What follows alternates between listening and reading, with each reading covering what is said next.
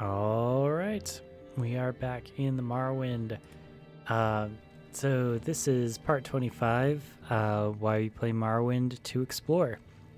And I was wandering back from this area of this kind of lower south area from Malagmar to Tel Brenora, just slowly making our way overland to kind of Sadrith Mora here. And we found, you know, some nice local Dwemer ruins. And then we found this egg mine, and then we found a Daedra place with a frost golem in it that I could not beat at all. And I came in here, and the first thing I see is a dead body. So, okay. And these are pretty large. Is that a worker of some variety? A dead miner with a miner's pick. Common pants. Palma egg here. Yep. And, right, so it's a permanent corpse here. I just want to see what this is. It looks pretty big.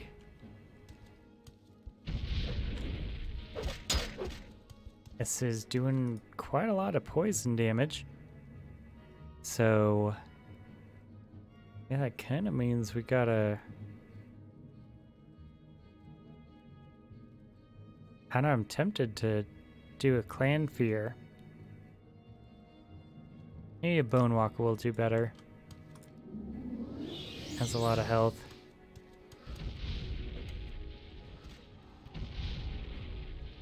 Let's try our...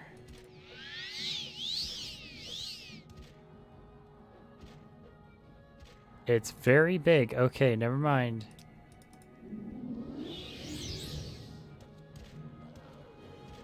Alright, Hunger, this one's on you, buddy.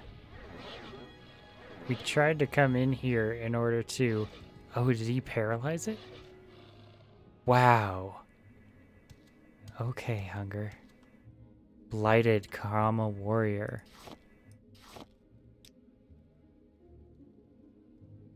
Alright, so this is apparently a blighted mine, which is really dangerous and destabilizing the economy of...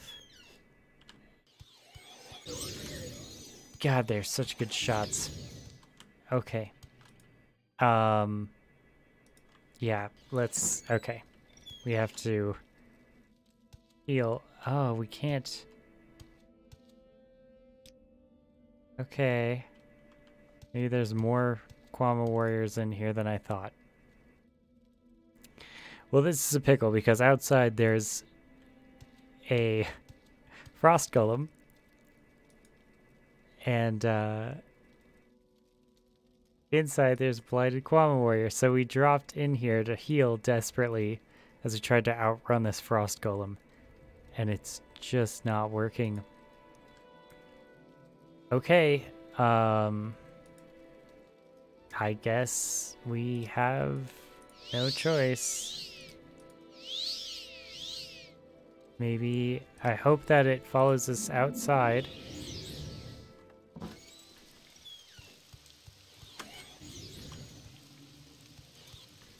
Yep, I think it does. Alright, Hunger, that's on you. Gotta go get him.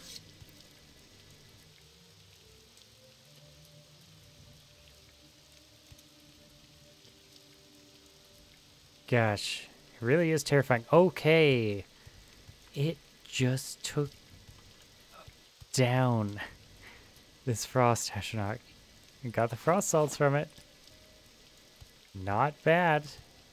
Thank you, Hunger. You have allowed us to survive some very dangerous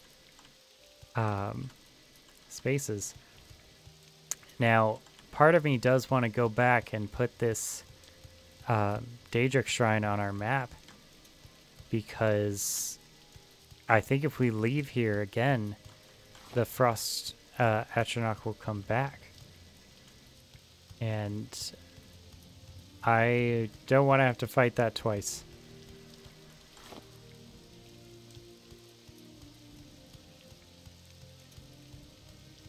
Gosh, very interesting on the ancient architecture here. Kind of these spires. So I also saw one of the descriptions of the NPCs, which is a savant, which is basically a traveling academic. And I was like, oh, maybe for the next playthrough, we should do that. The problem is, if you don't have any combat skills, you're really hard-pressed. Sisyphemat Shrine.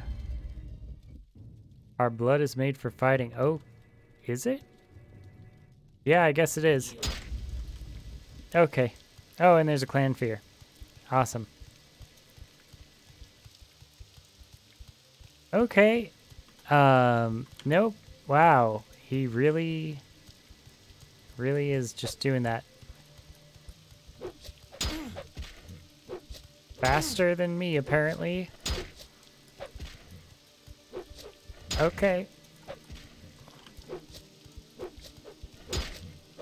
Okay, we're gonna have to do some healing.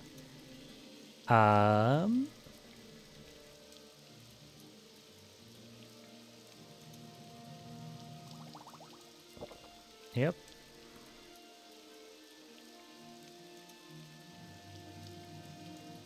That appears to be what is needed. Do we have any health? That will probably be it.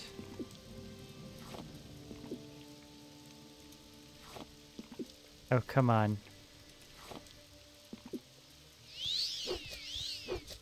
Okay, well, I guess we're gonna need the potions that we have here.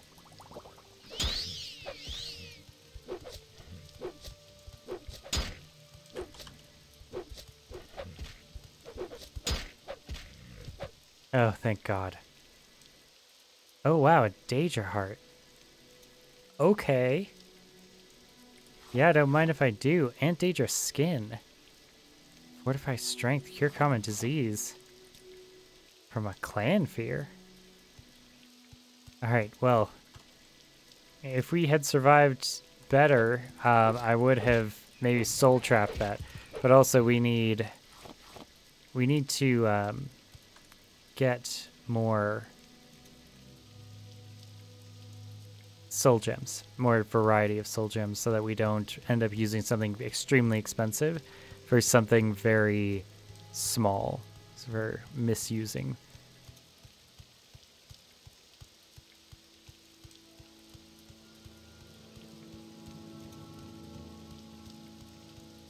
But yeah, walking all the way back has certainly exposed us to some very interesting parts of the difficulty curve for this wilderness. We found Danger Shrines with full centurions in them. We are constantly finding like completely blighted out egg mines, Danger Shrines. This, this is why we do the leveling up that we do. It's because you're not going to be able to survive long out here.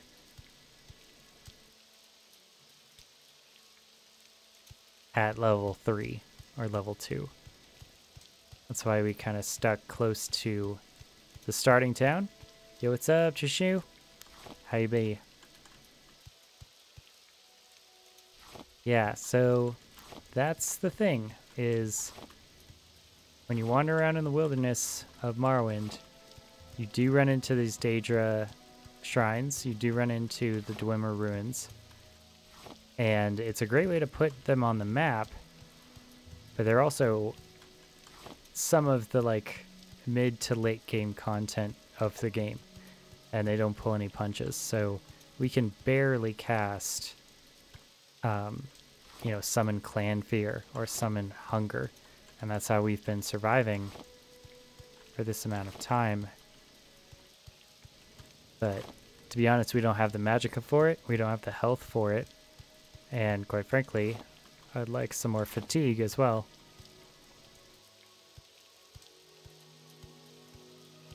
But once our skills get up you know, above 30 for most of them, I think we can more comfortably start to venture into some of these places. We were lucky enough to get a Daedra heart and Daedra skin, though. That's a huge boon, and I think it's required for one of the Telvanni quests. The quest chain does something where if you... I guess if you see a subject that is brought up in conversation, it will continue to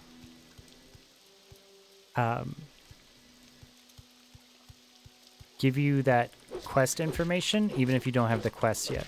So it's a little interesting. Oh, Trishnu. Yeah, I'm doing good. I've been trying to work on my paper more. It's, of course, Thanksgiving break, so my professor that I was supposed to meet with is not available, but I have a meeting set up next week with them, and I've been trying to, I don't know, trying to work on my perspective and my aspect of voice. There's a Dragoth right here. It's kind of glitched out, but I'm sure it can still fight. I wonder if they're weak to anything. Do you think they're weak to anything? Oh, wow. Okay, it's really jumping around. It just does not care. Alright, I guess we're gonna roleplay this like this is a wild dragger that's coming out. I mean, is it gonna attack us? We do have a spear, and that's how we fought the drake before. Dragoof. Okay. Big old lobster.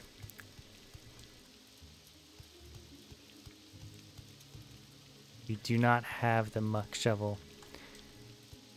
Is this good or is this bad? Let's save. I have a sneaking suspicion that this is going to be bad.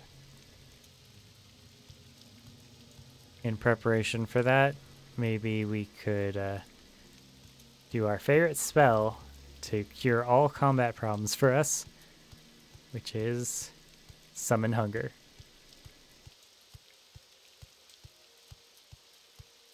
Hello? Oh god. No, I failed. I failed casting the spell. Oh! Hunger, go! Hunger, you have to get them. Please. Okay, wow, he does paralyze them, doesn't he?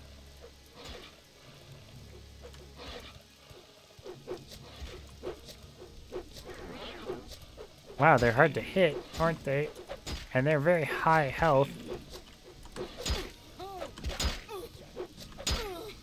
Okay, wow, really going after me.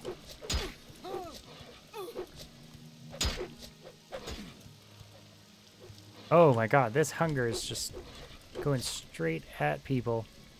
Okay, this is our last, well, I guess this is...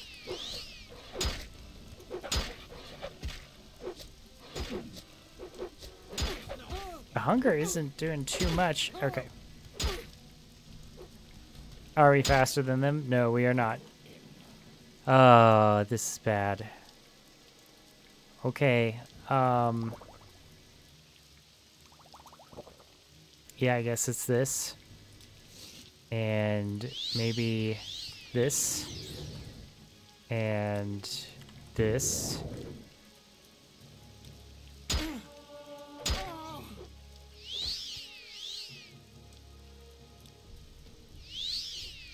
Okay.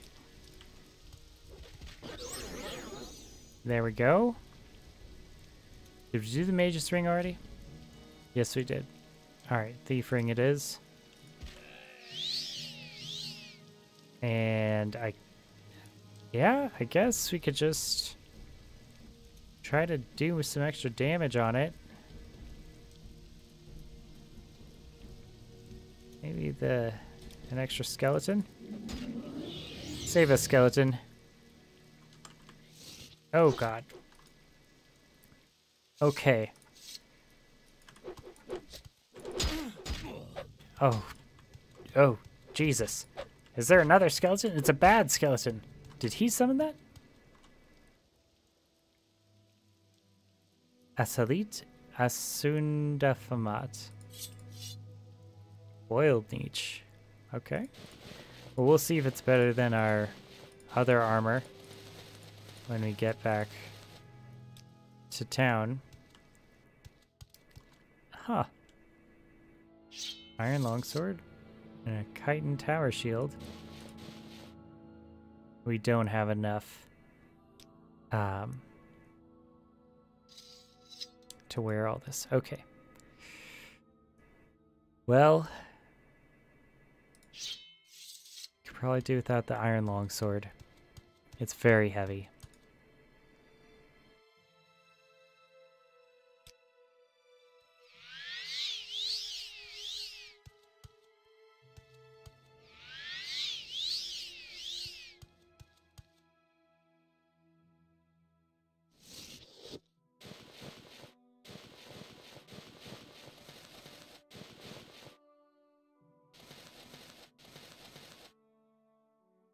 Senor Shershurapal.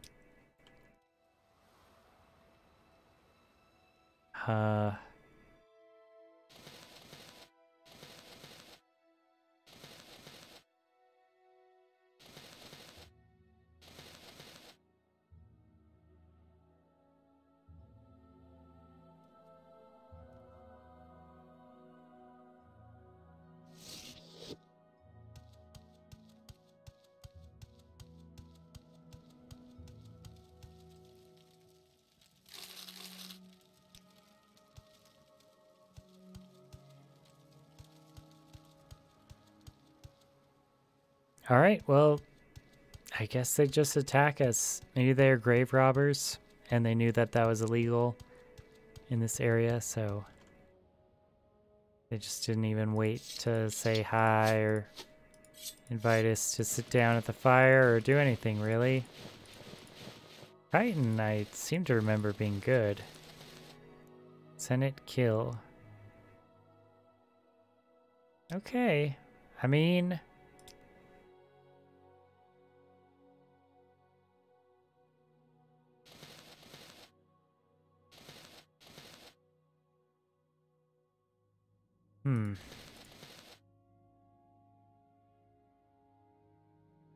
The chitin dagger is very light.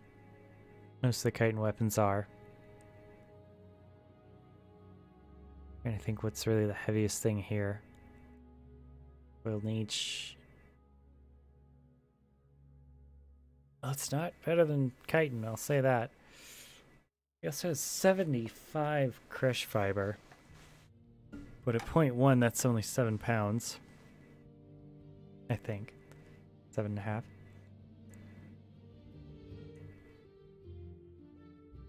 Oh, we have 20 pounds extra. What could it be?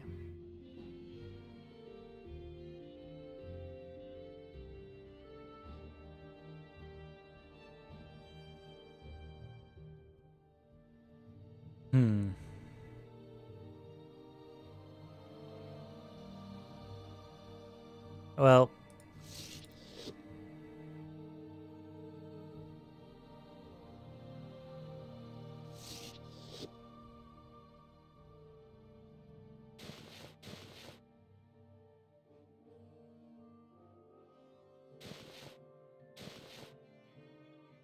okay, maybe we should put a mark here, actually, so that we can clean it up afterwards.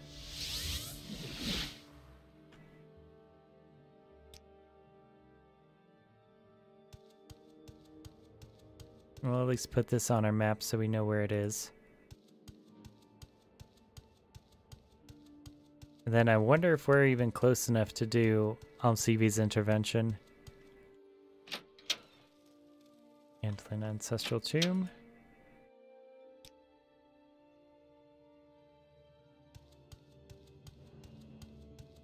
Yeah, I mean, they very well might have been highway bandits.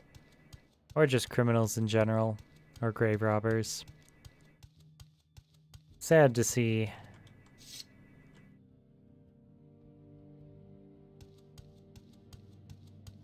Yeah, I mean, when this game first came out and I realized that they were all named, like that every single bandit that you have in the game has some name and some reason for being there and some backstory, it just floored me. I mean, I hope that Skyrim continues that tradition, but I'm not all the way sure if it does. There's another Daedra shrine out there, I think. Look at that. We need to drop off some stuff and sell.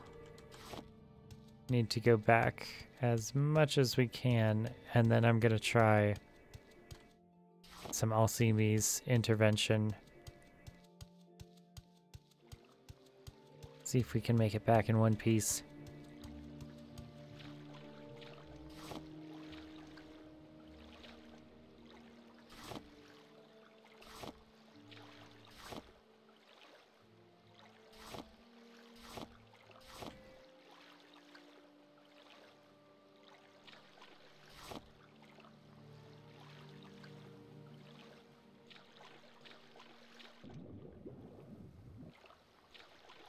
Yeah, the condition of our equipment might need some looking after.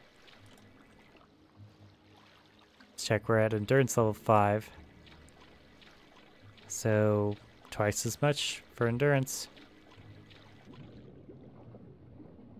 Okay. It looks like a small slaughterfish out there. Oh, and then a lightning one.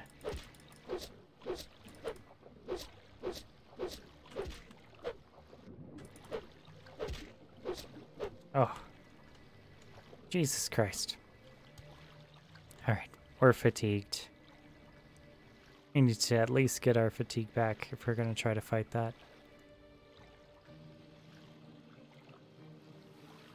Never go into the water tired in Morrowind. The slaughterfish are always there, waiting.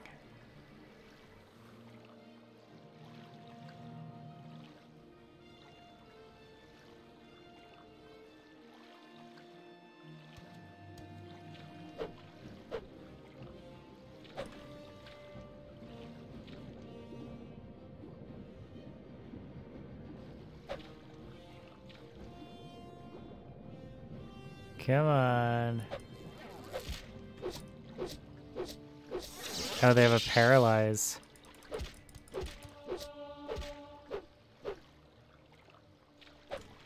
Jeez.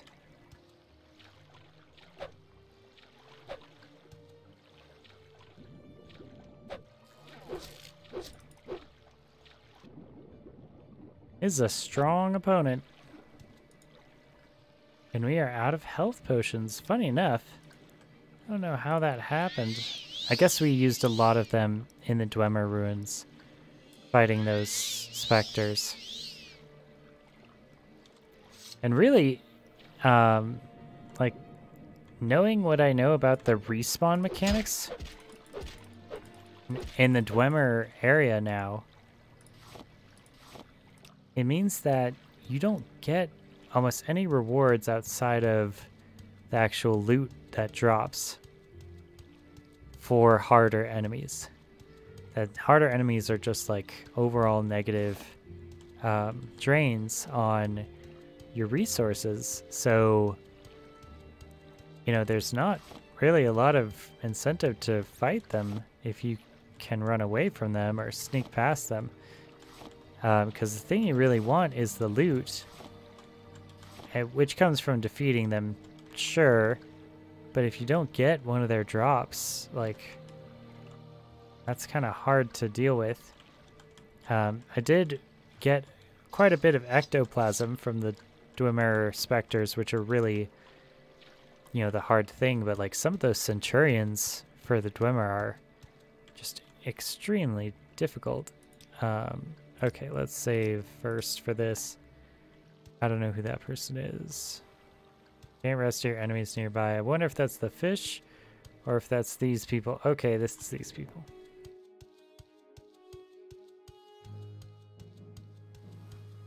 Alright, so more bandits. I still want that Dwemer ruin.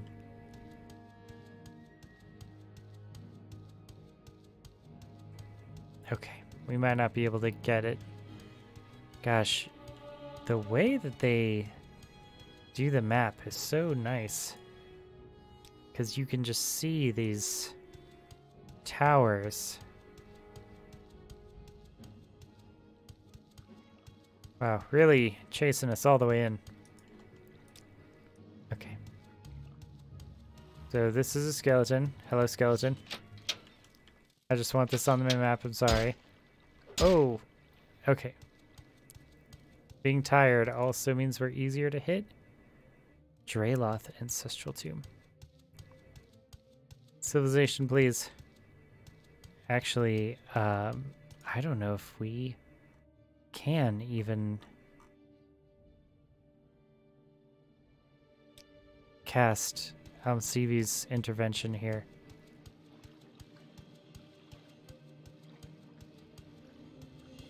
Luckily, the skeletons are slow. We're out of fatigue. That is a small slaughterfish, isn't it? I wonder if that's a natural mushroom or if that's someone's mage tower.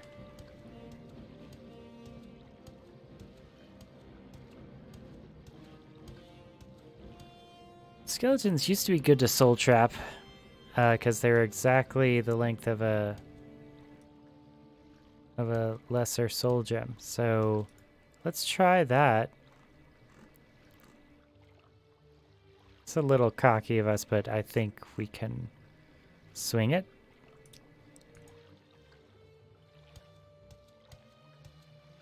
Need every bit of fatigue that we can muster.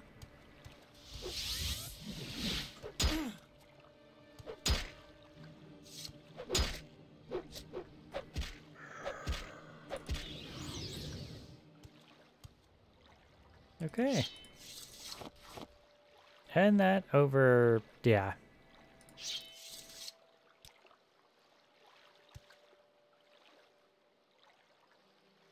All right, what do we got? Soul Gem Petty. Nice. Good old Petty skeleton.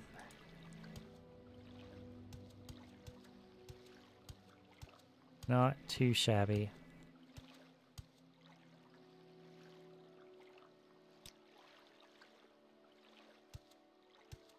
Luckily, the mud crabs left us alone.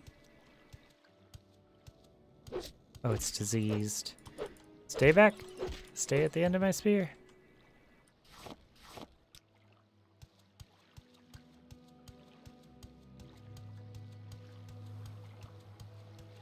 Yeah, we definitely don't want any diseases in our current predicament.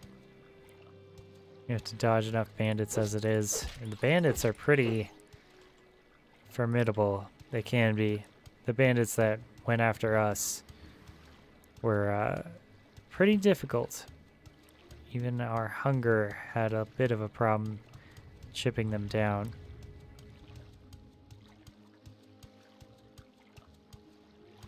Is that someone's? I don't know. Part of me wants to go check it out,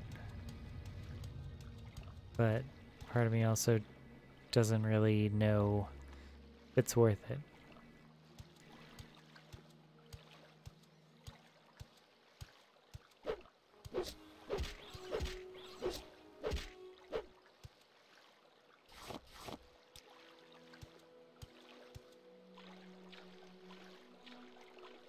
Good old Bethesda crab enemies.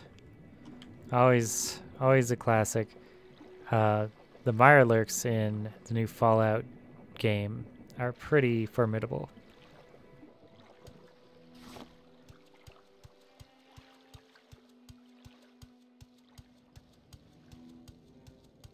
Yeah, I don't know. It doesn't seem kind of substantial enough or big enough to really be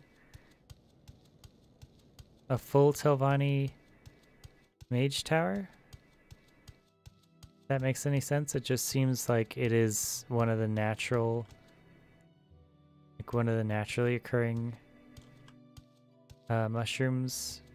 Oh, wait, there's a boat here. Maybe it is. Oh, well, Tell Fear, yeah. Okay, never mind. Thank God, civilization.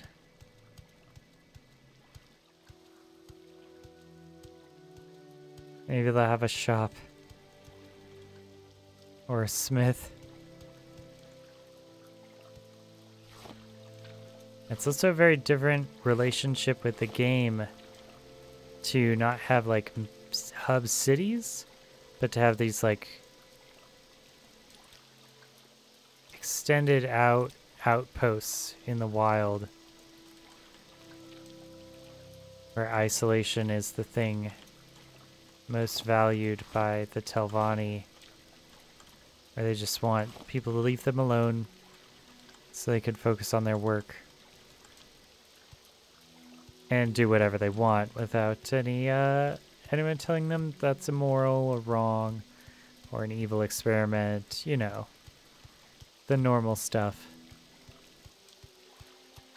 But you know, I could see the value of being left alone to do your projects.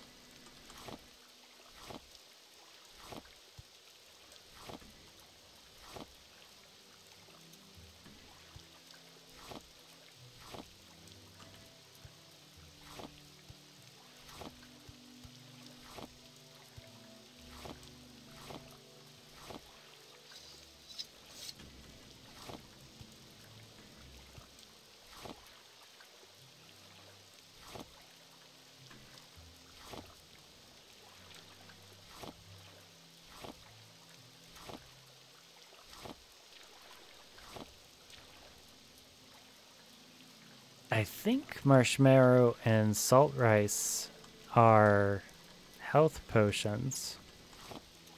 Pretty sure.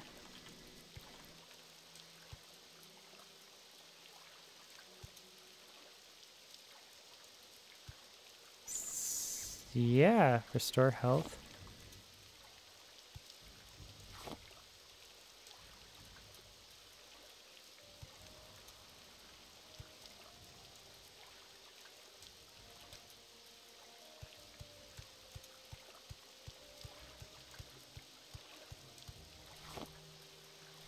If that's the case, that can be extremely useful to us. Of course, all our alchemy equipment is still in Balmora, so we're gonna have to spend about probably 50 gold, maybe 100 gold to get it over here if we want it.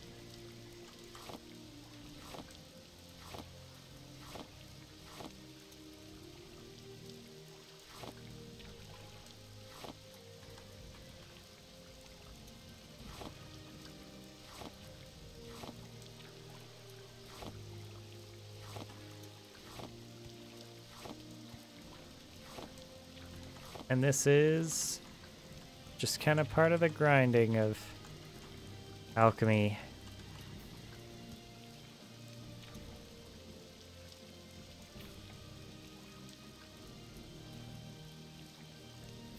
I also was playing a lot of chess today and doing pretty well.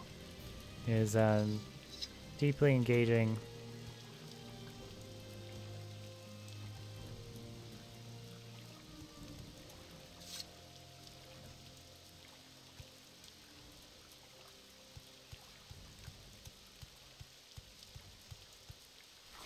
Wow, okay, there's a lot of this. Maybe I'm not gonna get everything here.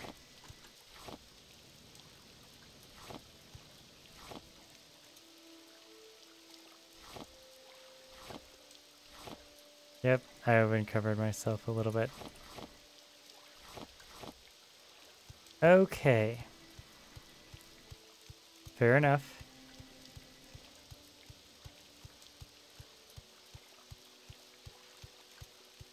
Nice little boat service. Hopefully there'll be a shop in here. Onyx Hall of Telfair. We've been here before, right? Yeah, this is the Corpus Disease place. I hope you can fly.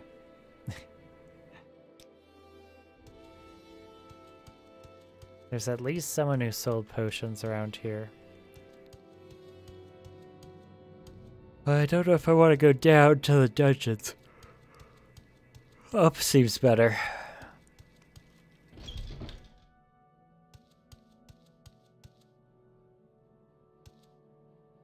Owned bed with common pants. Corpus weepings. Oh, gross. Lots of skooma and a skooma pipe.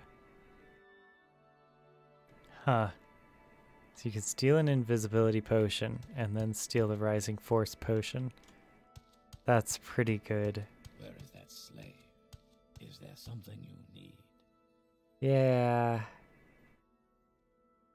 Okay. Servant's skull.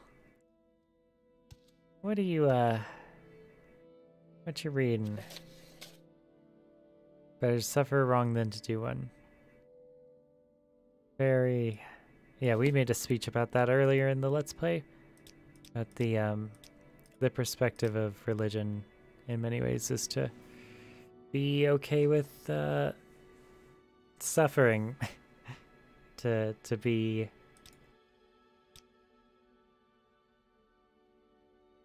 slaughtered by Vikings sometimes because you have gold in your church.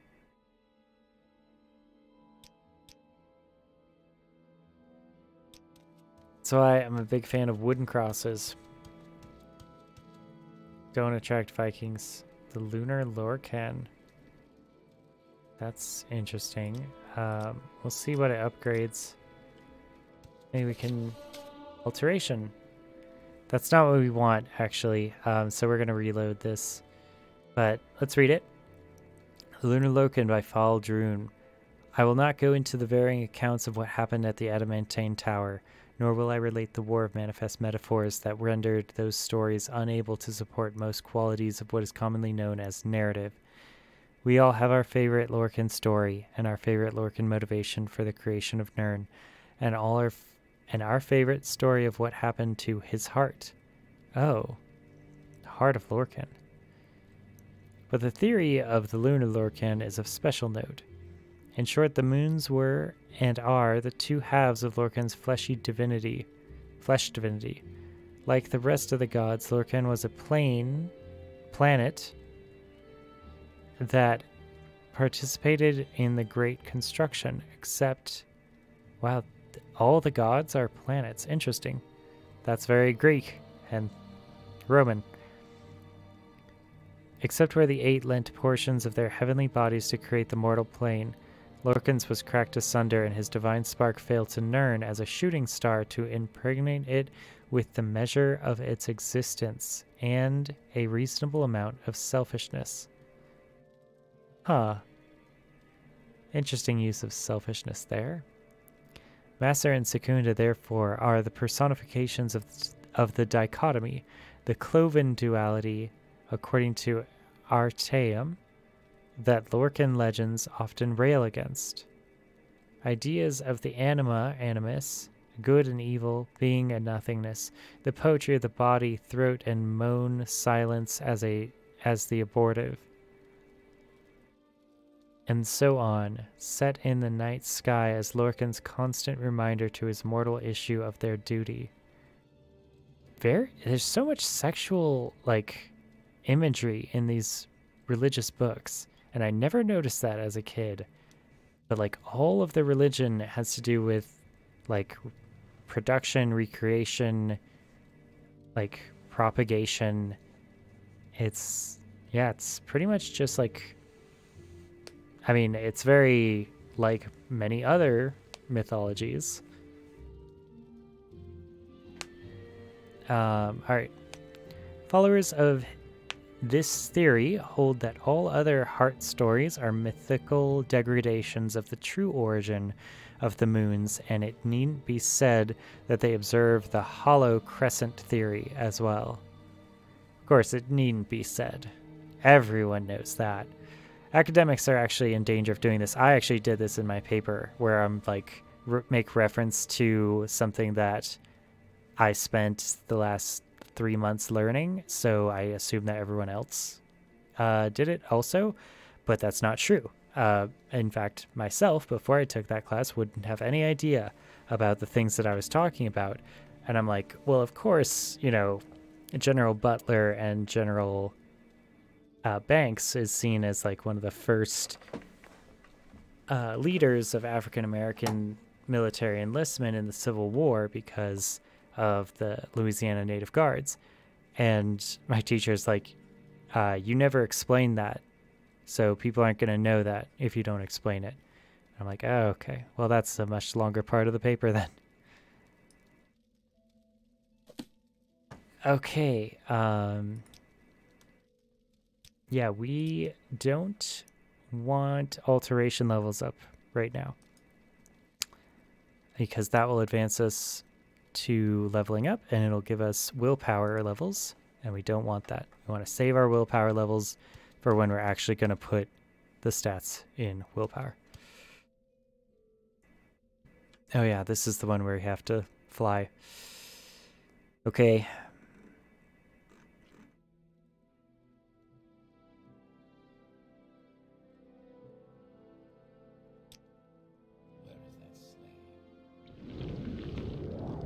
It just needs some person to sell to.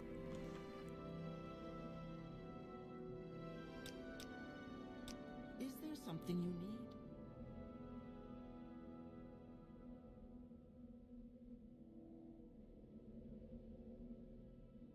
You, maybe?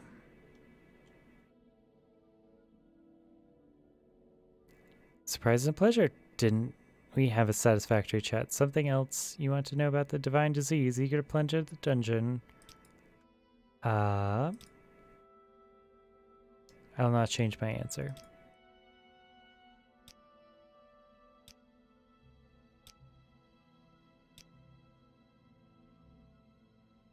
Summoned creature. Oh. The soul of a summoned creature won't work. A summoned creature is not fully bond to this world, and thus its soul is much weaker compared to its natural counterpart. Interesting. So they're almost always half of the soul.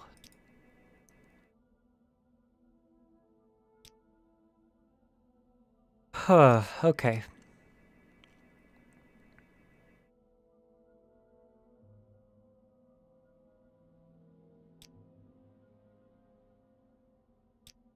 Is there something you need?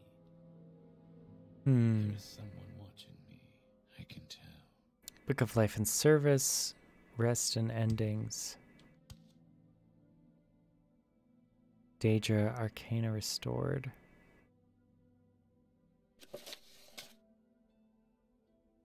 Varieties of Faith. In the Empire by Brother Mikhail Korksagor Karkuser of the Imperial College. This is my best attempt at listing all of the pantheons and associated divine spirits of Tamriel's dominant cultures. This list is by no means complete. The imperial city of Cyrodiil alone boasts a vast host of saints and holy spirits. It only includes the most important spirits revered by native members of the culture. Other Et'ada, especially Daedra, are often familiar known to many cultures, though specific names are included here only when they possess a particular cultural significance. The omission of any reference to the worships of the Argonians of Black Marsh is a result of my complete inadequacy in recollecting the obscure and contradictory accounts available to me on that subject. The 8 pantheons in Cyrodiil: Akatosh, Dibella, Arcade, Zenithar, Mara, Stendarr, Kynareth, Gilianos, Caesar, Tiber Septim, Morhanus, and Remen. Skyrim: Aldun. Interesting. Dibella, same. Orkay instead of Arkay. Tsune. Mara's the same. Stune instead of Stendarr. Kine instead of Kynareth. Kine's Peace is one of the most beautiful songs in Skyrim, by the way. If you look that up on YouTube, it's got a recent doing a remastering for the 10th anniversary edition, and it's gorgeous. Junal instead of Julianos. Shore instead of Caesar. Ysmir instead of Tiber Septim. Interesting. Oh, Hermana Mora and Malkoth. So that's more than Morianas. Okay. Aruel, we see that come up a lot in books. Trinimac, that's interesting. That's not in the others. Maybe it's too soon. But he's the orc god. He's the god of the orcs. Magnus, Sirabane, Euphrates, Arces, Mara, Stendar, Lorkhan, Finaster, Ari Elf, same for Bosmer.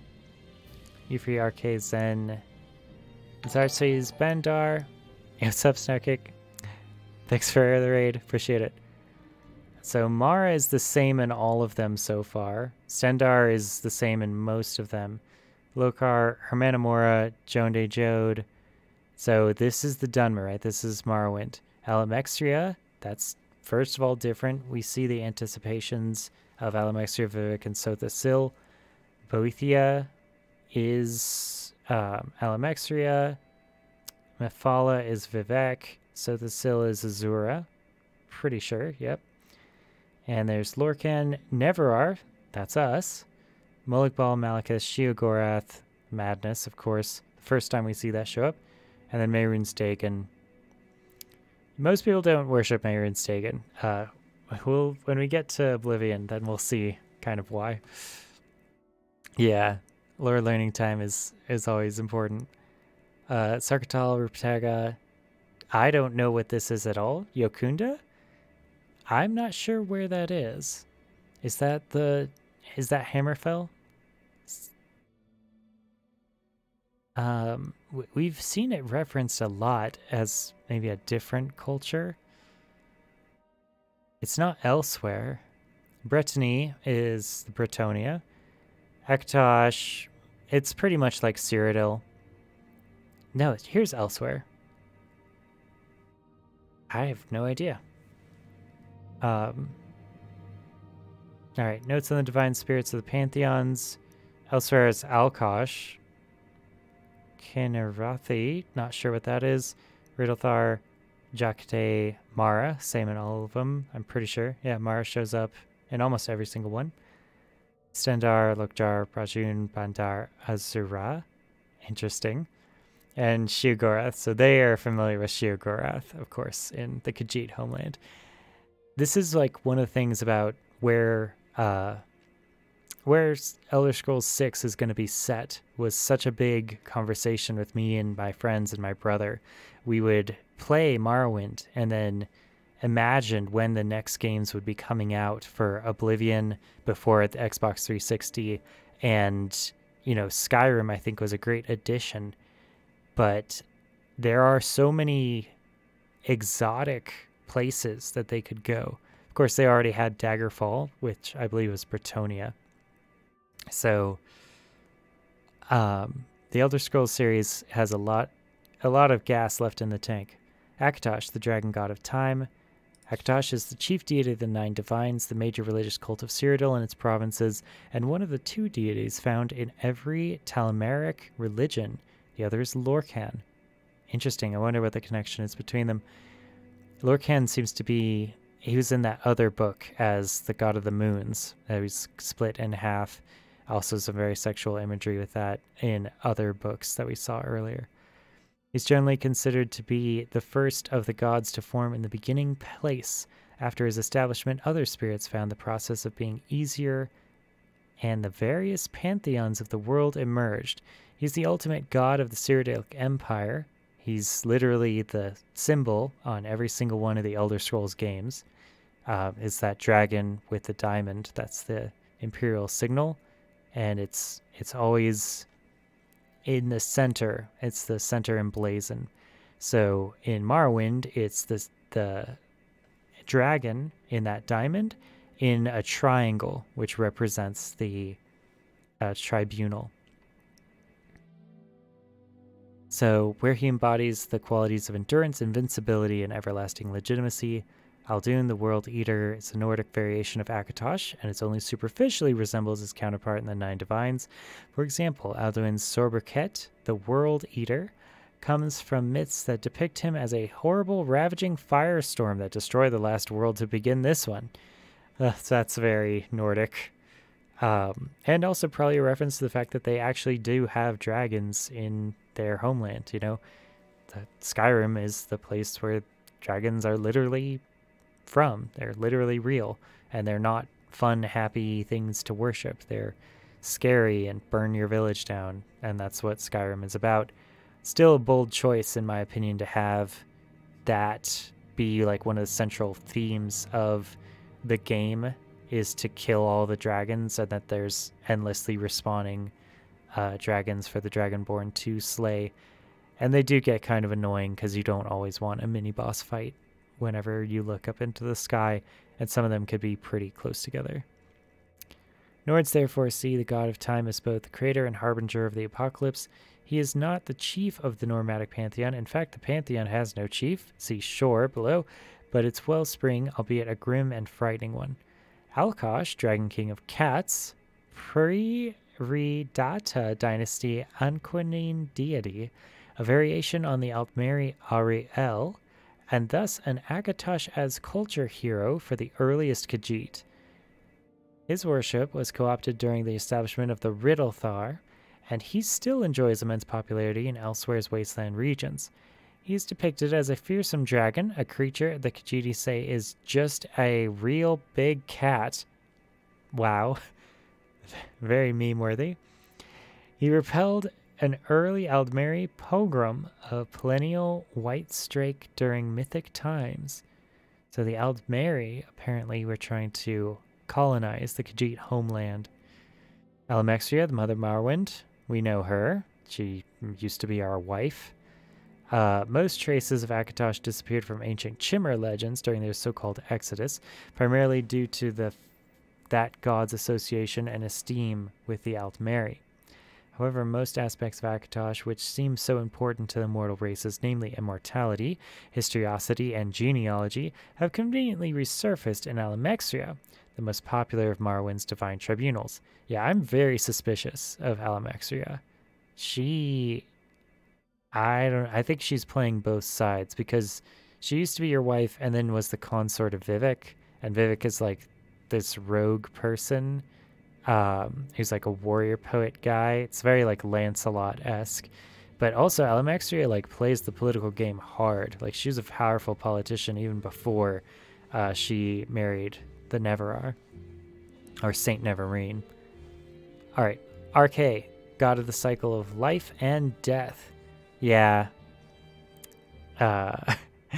We don't really... Well, I guess we're friends with RK because we're Necromancer.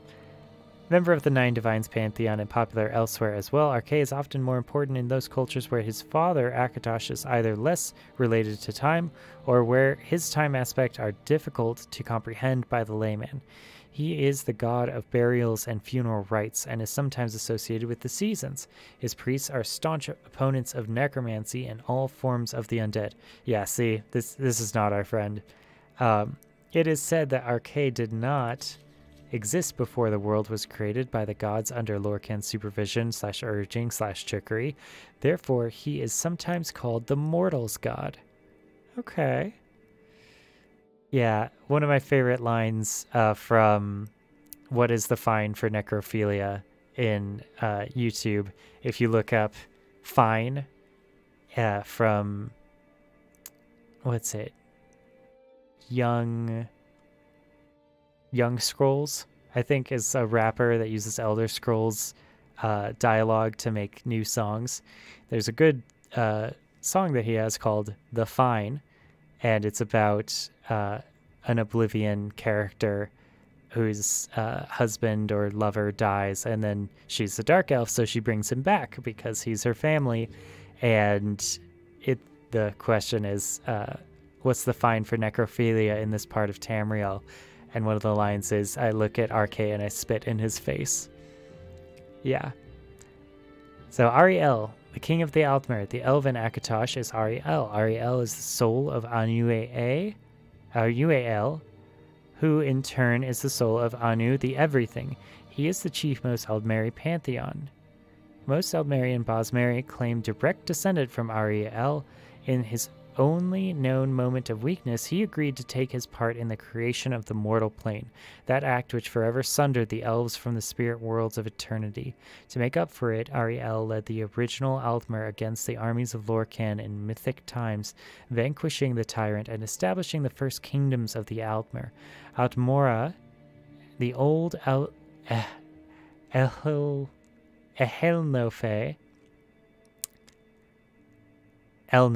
I think is it. He then ascended to heaven in full observance of his followers so that they might learn the steps needed to escape the mortal plane. Interesting. I wonder if that's what Alamexria and Vivek and Sothasil were trying to do. If that was really part of their religion, and they found the Dwemer artifact that gives godhood, they might actually be doing this. Like, that's the great thing about the fantasy genre is many of these gods and religions, they're real. Like, you can talk to them. You can talk to Vivek. We can lockpick his door and walk up and say hi to him. We can do all these things in the game. It's very exciting. I mean, hell, you're the reincarnation of a god yourself, so that's pretty good. What's up, Deep Suguna? Alright, so Azura, one of my favorite gods. I think she's the one that talks to you in the beginning cutscene. I'm pretty sure it's her. It might be Alamexria, but I don't think it's... Azura is just a cool main character of the Elder Scrolls. We all love Azura. Goddess of Dusk and Dawn also has a great quest dungeon in Skyrim with Dawnbreaker, but make sure to do it later in the game so that it's actually a good sword.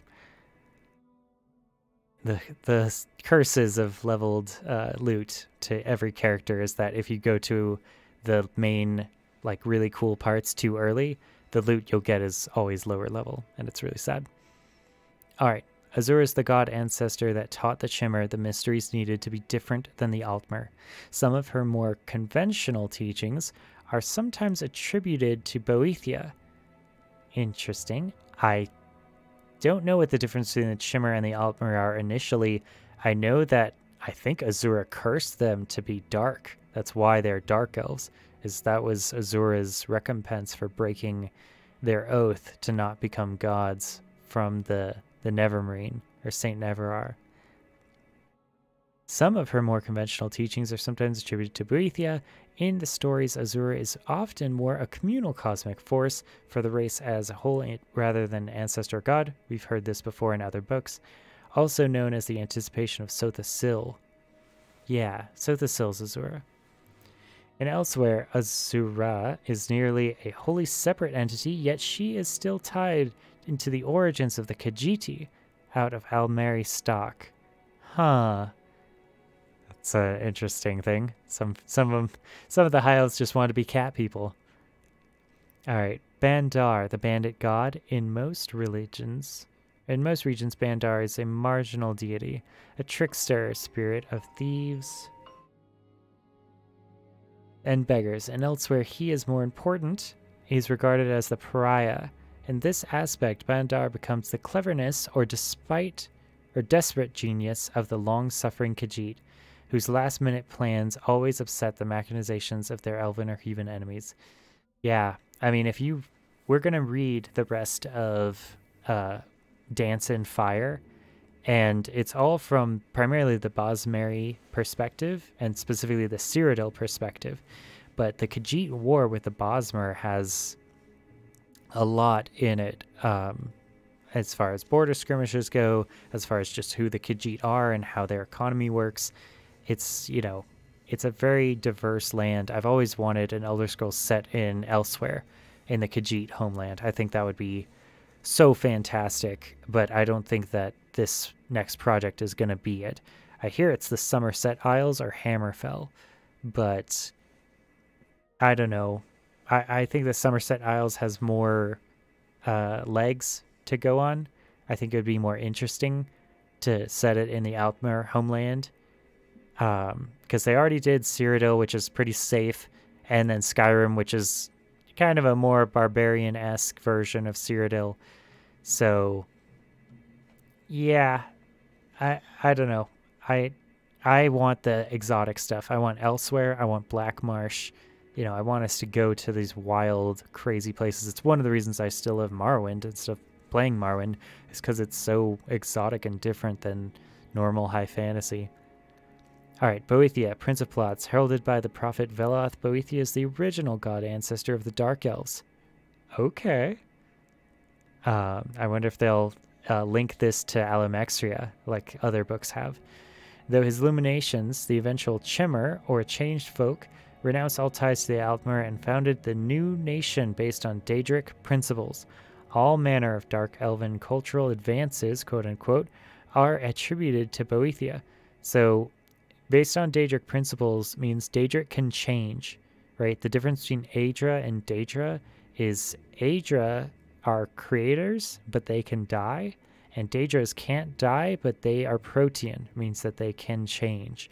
So they can be banished when you fight them, but they're never the same. All right. From the philosophy to magic to responsible architecture. Interesting. What is responsible in quotes here? Does that mean using the natural environment? Ancient Velothi allegories are uniformly heroic successes of Boethia over enemies of every type. Again, this Velothi word keeps coming up. I've yet to see someone properly define what Velothi means. It seems to be the early Chimmer, but I'm not sure, just from context clues. Foundation stories of Chimeri struggle, also known as the anticipations of Alamexria. Okay. Dagon, oracalic god of the sideways blade. Hoary, thuggish cult of the Red Guards. Originated in Yokunda, so yeah, the Red Guards I think are Yokunda. During the 27 snake folk slaughter. Dagon was an avatar of the Hunding, the Yokunda god of make way, see below, that achieved permanence. He was instrumental to the defeat of the left-handed elves. Okay. As he brought oracalic weapons. Oracalic, I think that's Orcish. In Skyrim, I'm pretty sure Oraculum is the orcs' favorite ore. Weapons to the Yokunyan people to win the fight. In Tamriel, he led a very tight-knit group of followers against the orcs of Orsinium during the height of their ancient power, but then faded into obscurity. He is now little more than a local power, a spirit of the Dragon Tail Mountains. Dibella, the goddess of beauty. Nudge, nudge, wink, wink. Popular god of the Nine Divines. Of course she is. She's always naked. In Cyrodiil, she has nearly a dozen different cults, some devoted to women, some to artists, some to aesthetics, others to erotic instruction. You know, people need that. You know, you gotta, if you're out there, you're being a person, you gotta know what to do. You know, everyone needs sex ed. It's important public service. Improves your life quality. Everyone deserves good sex. Dibella, you're doing it right. Keep doing you, goddess of beauty. No hate. Alright, Hermana Mora, the woodland man, ancient Atmoran demon who at one time nearly seduced the Nords into becoming Aldmer. Wow. Okay. That's so, this is why I love reading these books. Like, that's crazy. The woodland man who nearly seduced the Nords into becoming Aldmer. Most Yggdrasil myths are about escaping the wiles of Hermana Mora, also called the Demon of Knowledge. That's a very Nord thing, to escape knowledge. He's vaguely related to the cult origins of the Morag Tong. No shit. Foresters Guild. Huh. I did not know that the Morag Tong were in Skyrim. The Foresters Guild. If only by association with his brother or sister Mephala. Yeah, Mephala and the Morag Tong are like the same fucking thing. And Vivek, by the way. Hunding, the make way god. Yokundan spirit of perseverance over infidels. The Hunding was historically materialized whenever the Red Guards needed to make way for their people. Okay, so this might be like a living space or a Lieberstrom idea.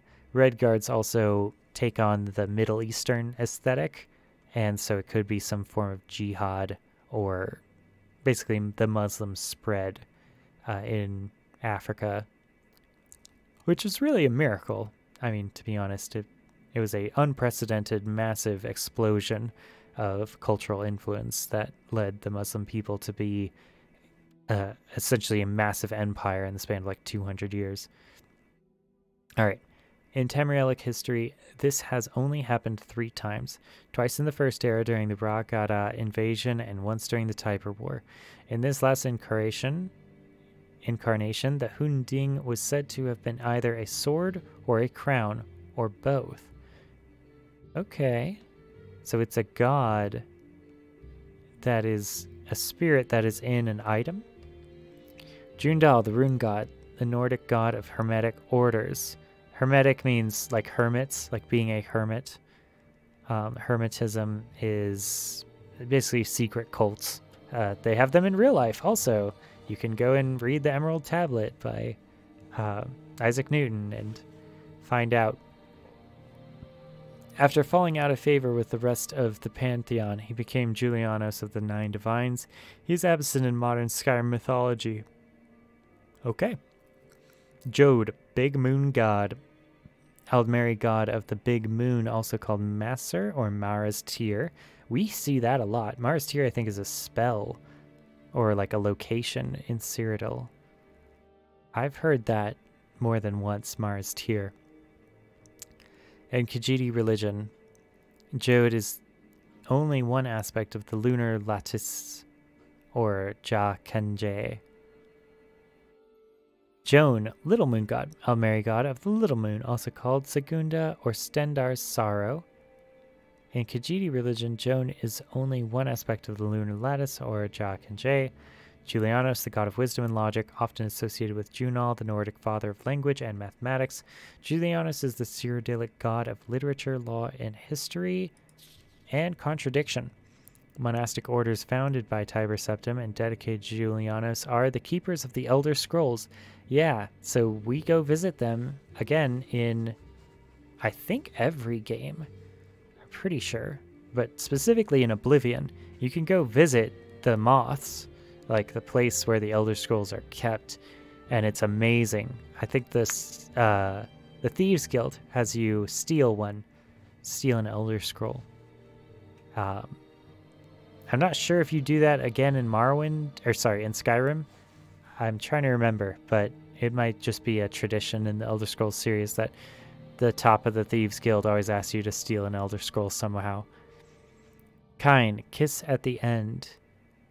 Nordic goddess of the storm, widow of shore, and favored god of warriors, she is often called the Mother of Men. Her daughters taught the first Nords to use the Thu'um, or storm voice. We'll see that come up a lot in Skyrim. Kynareth, one of my favorites, goddess of air. Kynareth is a member of the 9 Divines and the strongest of the sky spirits. In some legends, she is the first to agree to Lorkhan's plan to invent the mortal plane and provides the space for its creation in the void. She is also associated with rain, a phenomenon said not to occur before the removal of Lorkhan's divine spark. Liki, saint of the spirit sword, goddess, daughter of Talpapa. Nice.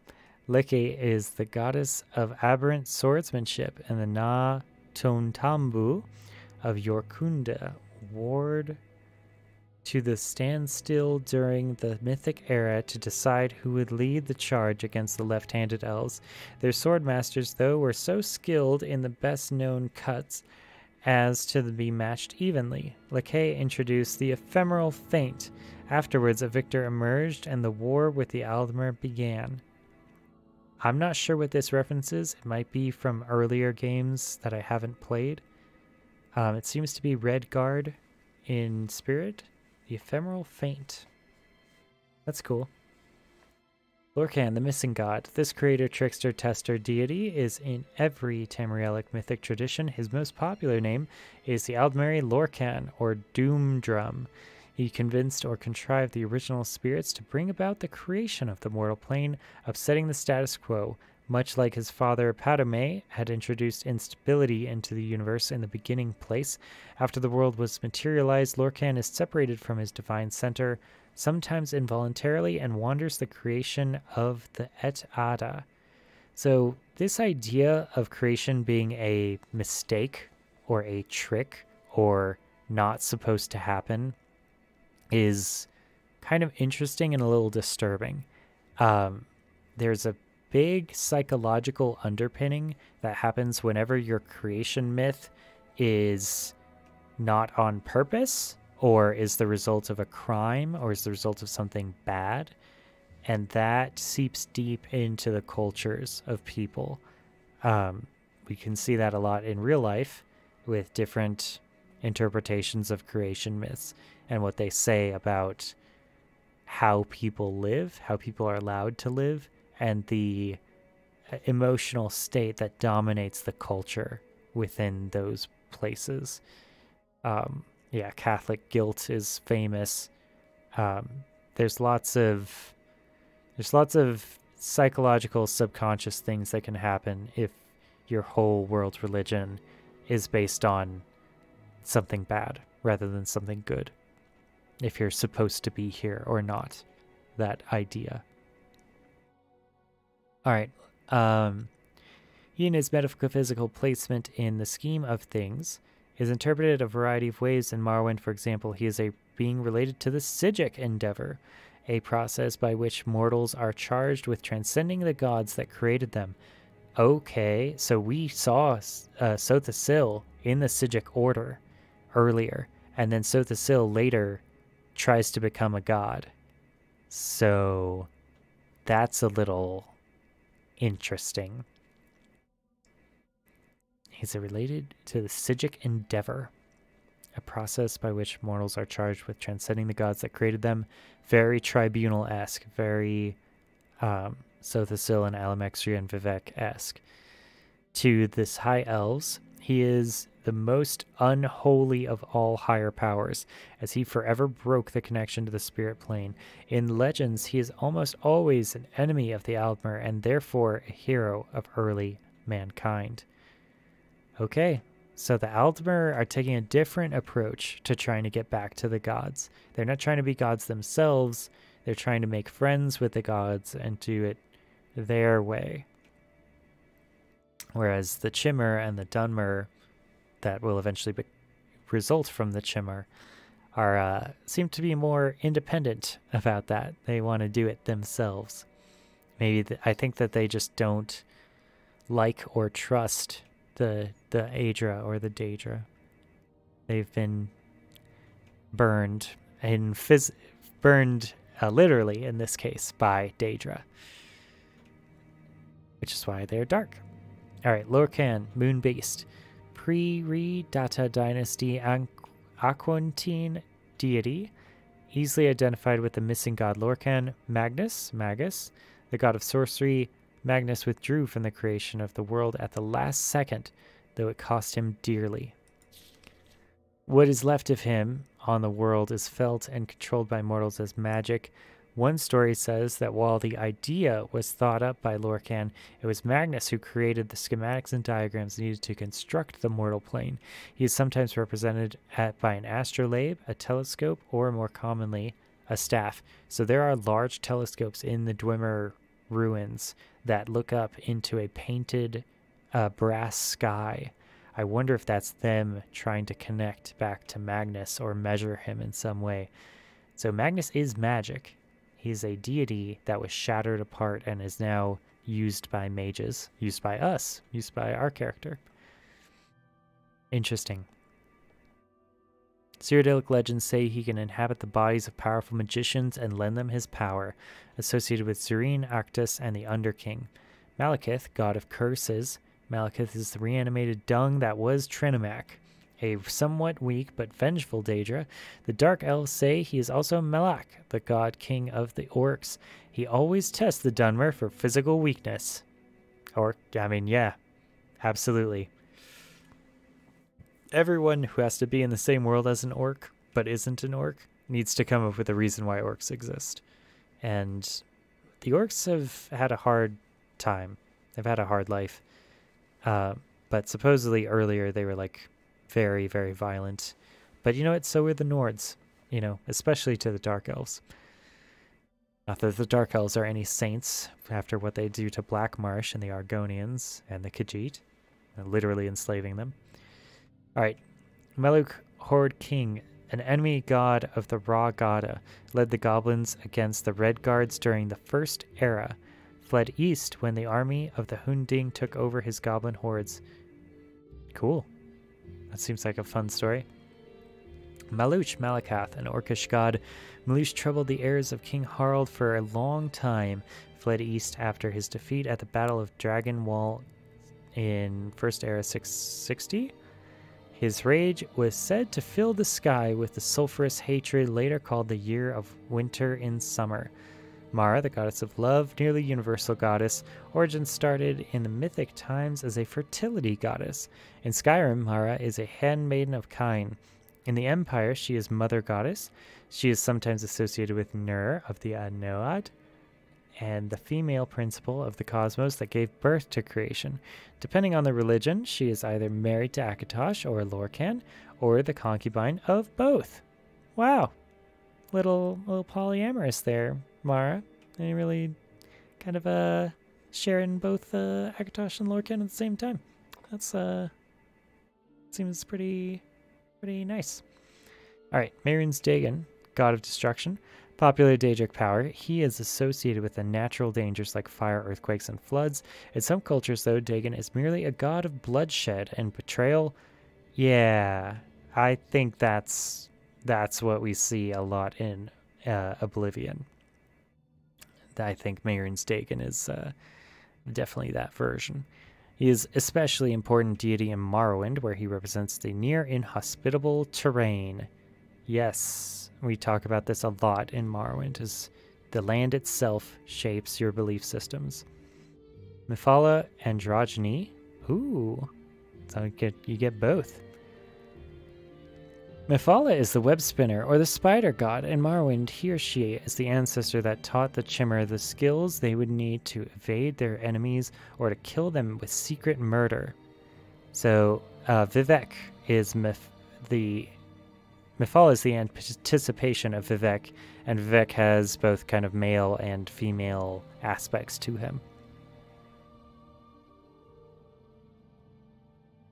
Enemies were numerous in those days since the Chimera were a small faction.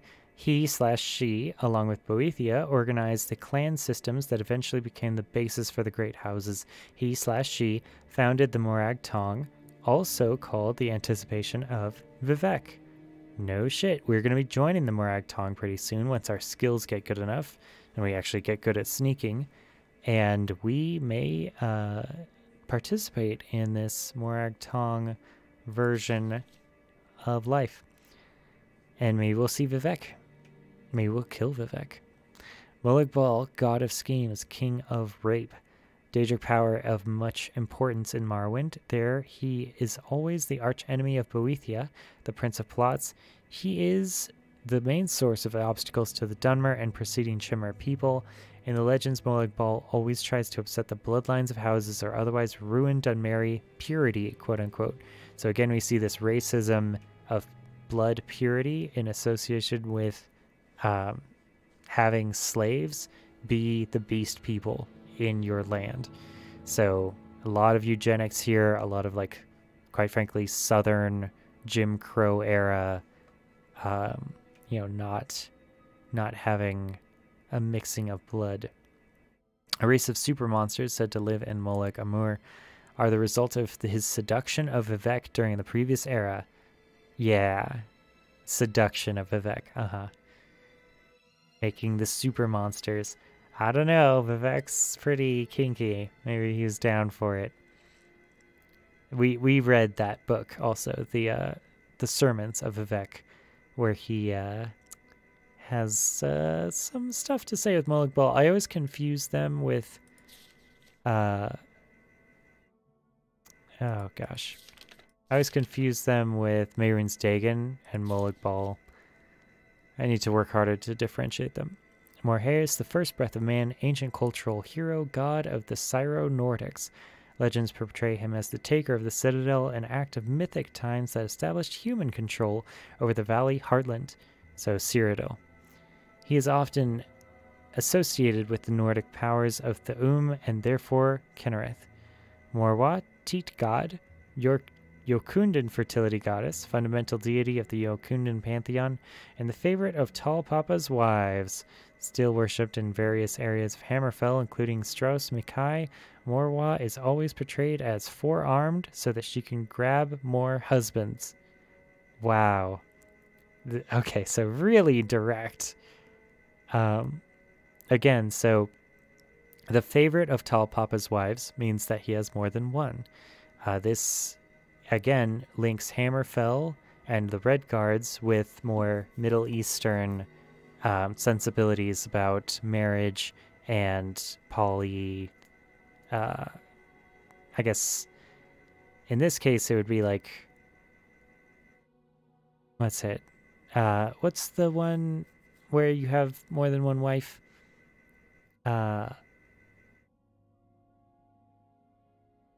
It's not polyamory, it's poly something. Sorry, I'm gonna look this up. one brief second. This is important enough, and I've forgotten it. It's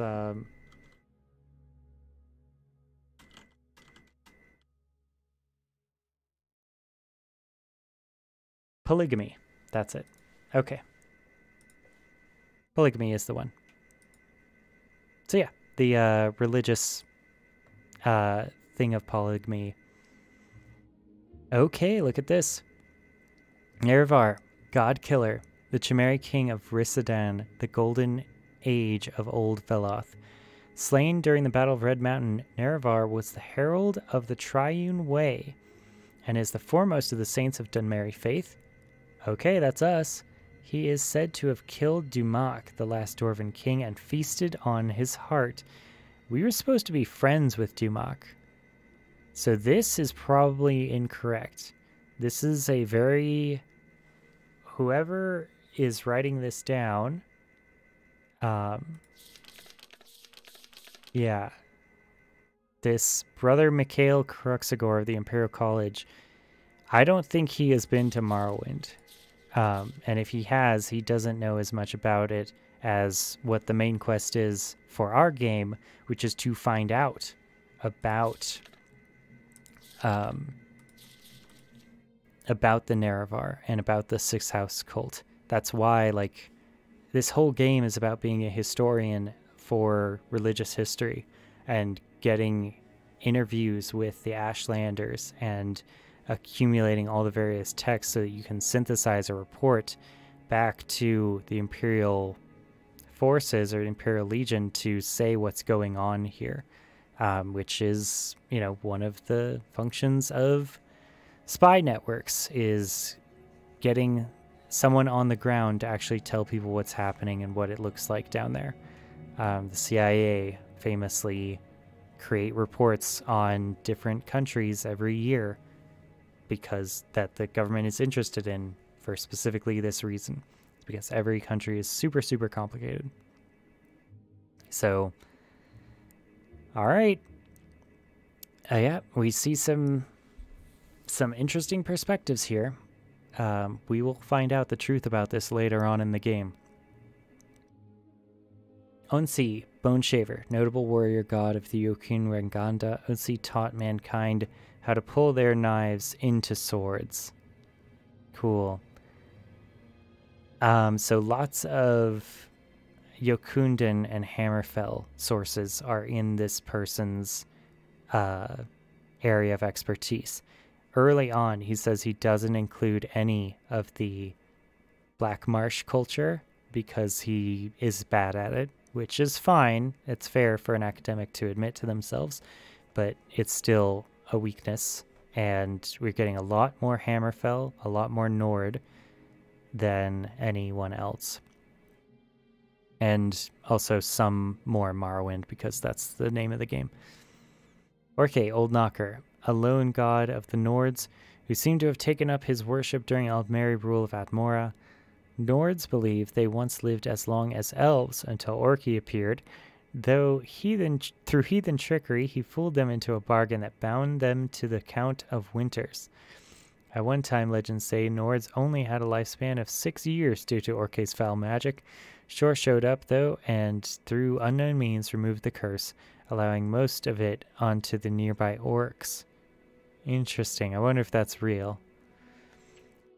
Leinster, hero god of the Somerset Isles, who taught the Altmer how to naturally live another 100 years by using a shorter walking stride. That's really funny. I like that a lot. Rajin Footpad, a thief god of the Khajiit, who grew up in the Black Kyrgos section of Senchel.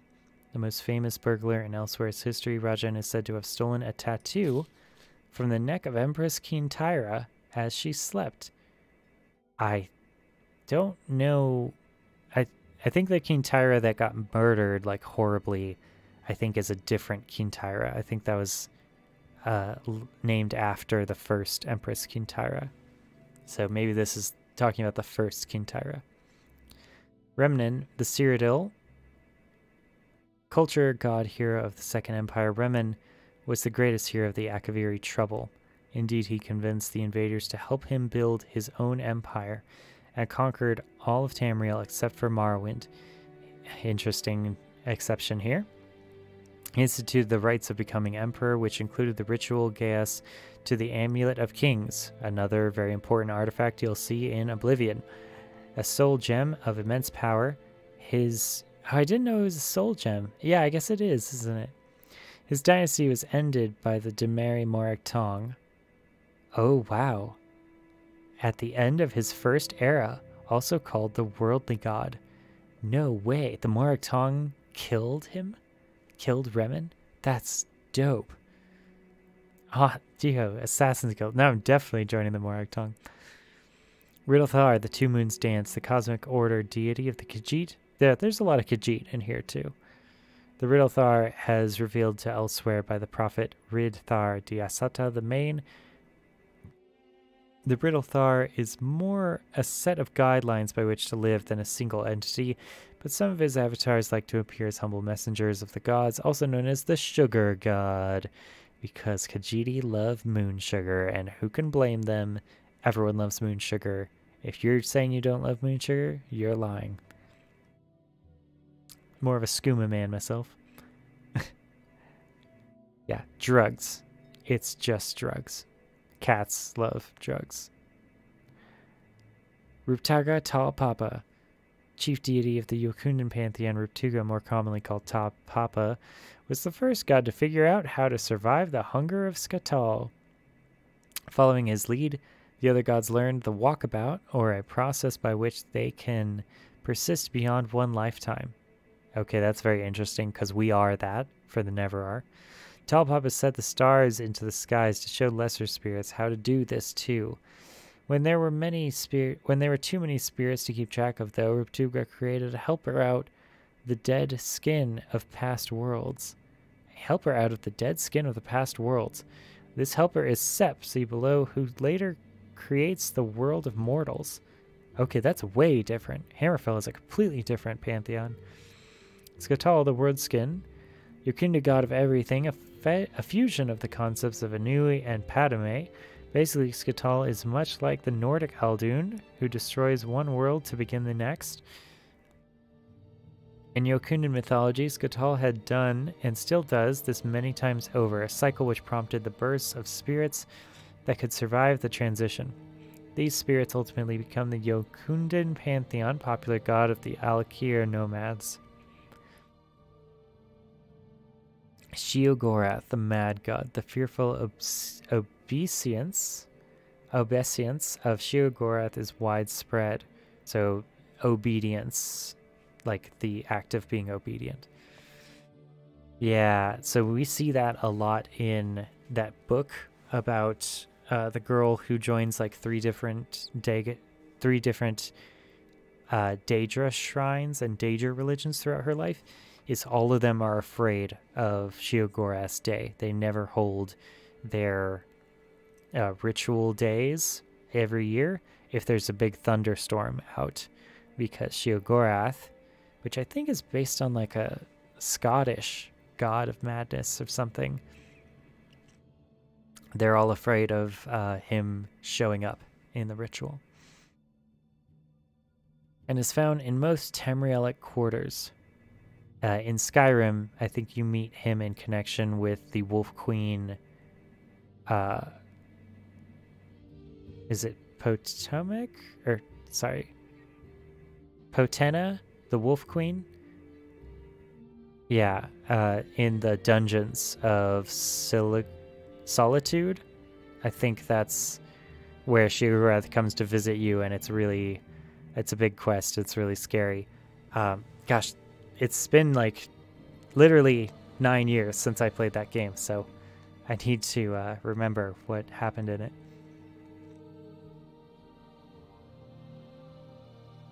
Contemporary sources indicate that his roots are in Altmeric creation stories. Therein, he is born when Lorkhan's divine spark is removed.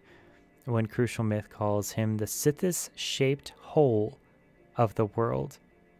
Okay, so Sithis is a big deal for the Dark Brotherhood. So, hail Sithis. And we will see that name, Sithis, come up a lot for Oblivion and Skyrim. And keep that in mind.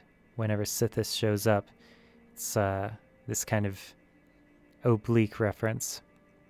Shior, bad man. In Bretagne, the bad man is the source of all strife. He seems to have started as the god of crop failure, but most modern theologians agree that he is a demonized version of the Nordic Shore, born during the dark years after the fall of Saarthal. Okay, I don't know if I can read more. This is all of it, and my voice is failing. Let's go ahead and break it here. It's an hour and 30 minutes, and we will come back later. We're on page 17. Okay. I'll see you guys later. Peace.